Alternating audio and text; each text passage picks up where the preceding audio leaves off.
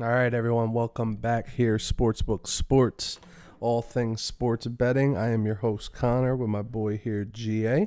What's up? Welcome to another episode of 100K Challenge Picks. 100K Challenge. What is this, part 22, you said? Yep, part 22. Part 22. We're on a roll here. College football has been off to a decent start. Marvelous.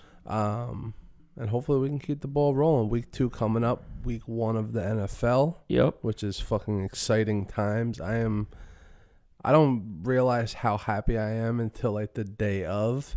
Yeah. And I'm just like, fuck, I have something that is exciting to watch on TV. Yeah, just all day. It's like I'm just flying through my work because it's just like I need to get all this done so I can go home, sit down, get ready for this football game. And like during the summer and stuff like that, like, yeah, there's like stuff to do. I mean, with COVID, it's kind of slowed down a ton. But, yeah, with football season being back, it's like, okay, I need to be home by this time. I need to be ready by this time. And then I need to be watching football all night long. So, yeah, while you're watching football, though, follow us on Twitter. Yep. Hit us up on Instagram, SportsBook Sports on Instagram and YouTube, SportsBook Talks on Twitter. Let us know what you guys are taking tonight. I mean, like Connor said, we got a NFL game tonight. Tomorrow. We got college football on Friday. So there's some great games out there. We're going to be excited for kind of this little teaser on Thursday, Friday picks that we're doing today. And then on Friday, we'll have our full Saturday, Sunday best bets and all that stuff. So yep. I know for a fact for me, I'm probably going to be scaling back a little bit. I'm doing good so far this year, but I don't know if I can come up here on here and give out 10, 15 picks every episode. So, yeah, let's get into it, though. So, again, SportsBook Talks on Instagram and YouTube, SportsBook Talks on Twitter, SportsBook Sports on Instagram and YouTube. Give us a like, give us a follow. I was going to say also before we get started up, I can't wait until we're in like the full swing of it where there's college football Wednesday, NFL Thursday, college football Friday, Saturday, Sunday. And it's just like my work week flies by. Yeah. It's so like quick. Once it's like the weekend starts on Wednesday at that point. Yeah. Because for real though. Yeah, seriously, like Wednesday is Friday night. It's like, all right, I got work and I got fucking some games tonight that I need to bet. And then Thursday and Friday might be like the least productive. They're the most unproductive days of my work year. Yep. During football season. Oh yeah. Because I just want to fucking watch football. I'm lying. I'm actually productive. I was going to say, I'm productive because I want to get everything done. Yeah, because I'm just flying through. Yeah. I will admit, though, there are some days where I'm very unproductive because I'm just looking at picks all day. And I just want to get the locks in. Yep. So. Yeah, looking at line movement, looking at all that stuff. So, yeah, before we get into our picks, though, we just wanted to recap. So, the 100K Challenge, we each started with $10,000. We're on our way to $100,000 or zero, whichever happens first. I mean, right now we're moving in the right direction. I'm 28-50-1 on the season. Again, we started a few months ago now at this point, which is crazy to think about. Yeah. My bankroll right now is sitting at 5,900, so I'm down about 4,100. And again, that's been steadily improving with college football. I hope that keeps improving with the NFL. Yep. We'll see tonight. I got my first NFL pick tonight for tomorrow's game, so it's going to be good. Connor, you're 27-33-1. And you're up about $3,200. You're sitting at $13,200 in your bankroll. Yep. You're 3-0 so far in the college football season. Yep. I think I'm 10-5 or something like that, or 10-6. Yep. But because of a couple parlays, I'm like really 10-8 or 10-7. So yeah. I was gonna say you're 10-5. 10-5 and 10-7 with the parlays. Yep.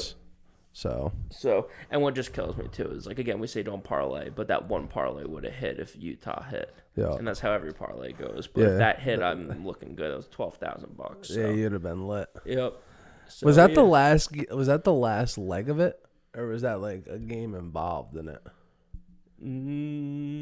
I think there was a game. There was another game. I don't think it was the next day. I think it was later that night. Yeah. And that hit. I think the last game was. I can't remember. Honestly, it was because I think we talked about that last episode, but we've honestly been, because me and you've watched the games recently together. Like we watched them Sunday night, watched the games Friday, Saturday. I had a wedding, so we had something, but we probably would have watched them then.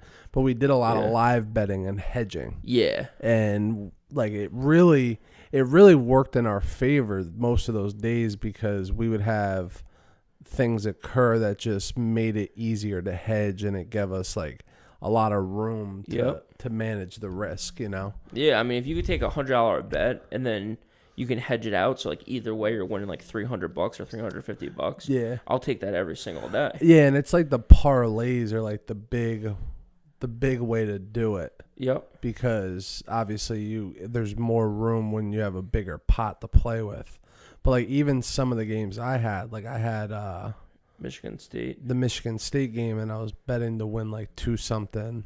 Yep. And I was able to hedge it to win 130, or I would have won the same amount. Yeah. Because who do they play again? Northwestern. Yep. I bet like $80, and that would have won me 400. Yep. So either way, I would have won like either 130 to 160, and I mean, that's fucking phenomenal. Yeah. If I could do that every single night, I would be hyped. Yeah. Yeah, and I try to leave it so like I win a little bit more money if my original parlay hit, so I feel a little bit better about myself. Mm-hmm. I did that with the UCLA one where like I won 400 by hitting that parlay. Yeah. But I would have won 300 if UCLA or if LSU ended up winning. Yeah. So I won an extra $100 because I was right with my initial parlay. Yeah. And hedging it out. So yeah, I mean the parlays do give you that option, but again, if I was just straight up betting, I'd be 10-5 right now. I'd be up a couple of units. You're 3-0 right now.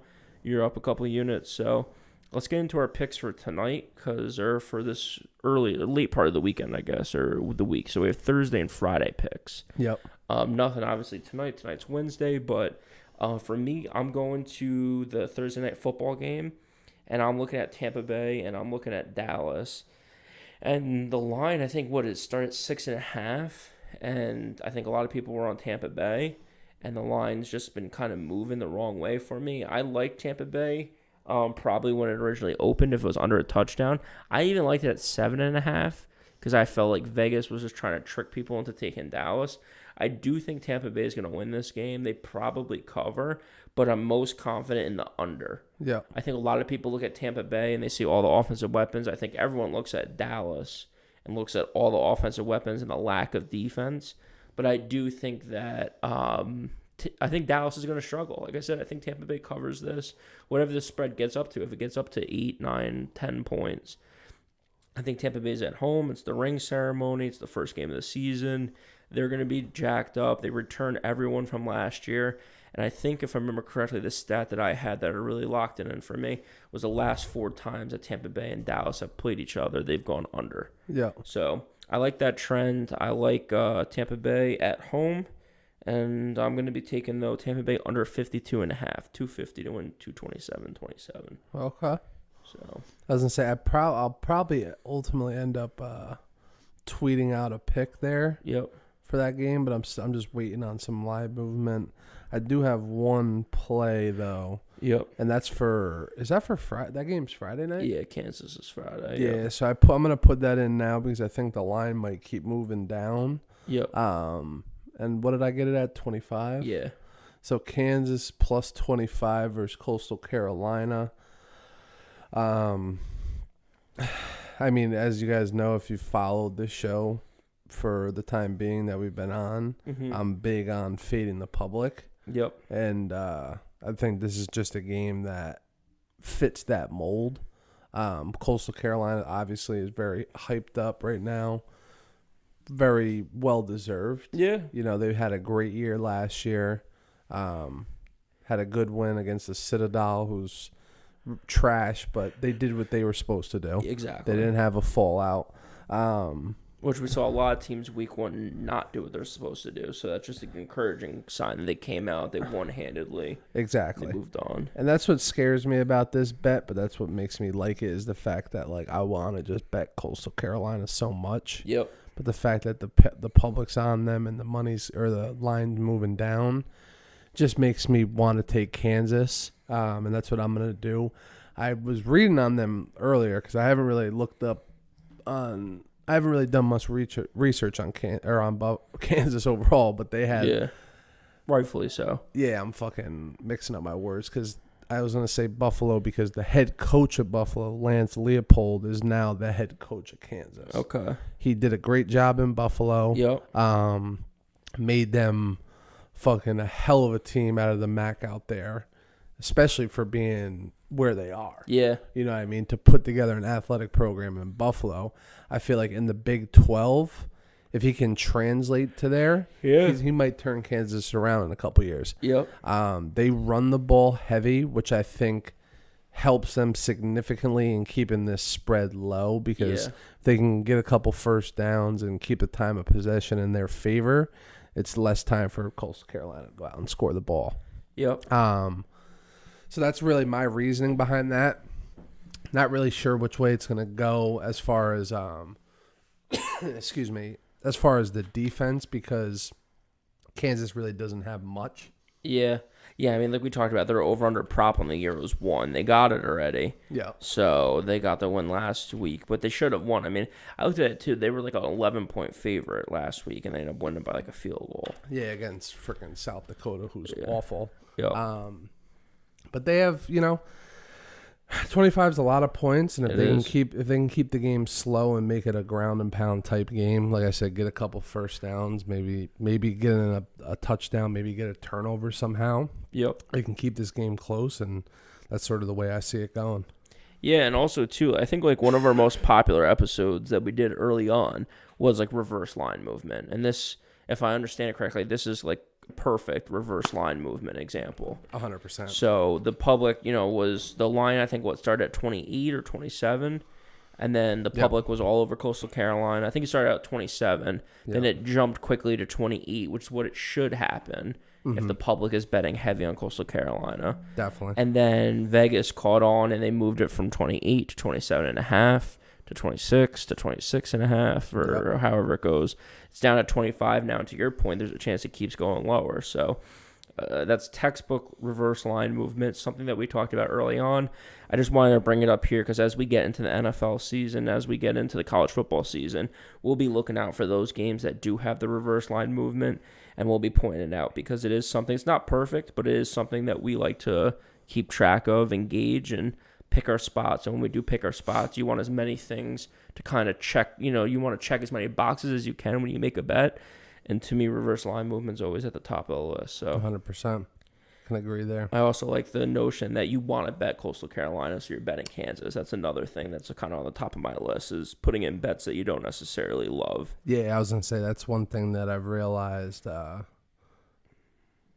throughout my time betting is just that bets that I don't feel comfortable with ultimately be the ones that I want that hit the most. And that's how I feel about Tampa Bay and the under, because again, you saw Dak Prescott. He was going to set every NFL record at all last season in his first 3 games.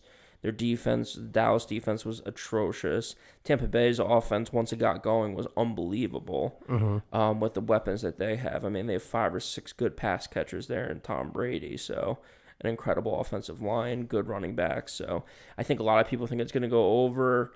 I think your gut initial reaction, especially at 52.5, is that it's going to go over, and that's why I'm taking the under. So yeah, I like that bet as well. Cool. All right, well, those are our picks for the 100K challenge, September 8th. We're going to be coming back later this week to kind of give you guys our full college football NFL slate. Yep. Give us a like, give us a follow, SportsBook Sports on Instagram and YouTube. Subscribe to the YouTube too, that helps us a ton. And SportsBook Talks on Twitter. Let us know what you guys are taking. Let us know what you guys think about our picks. And if you're doing good this year, let us know. If you're not doing good this year, let us know. Yeah. We'd love to fade you. We'd love to follow you. Yep. We'll see you guys on Friday.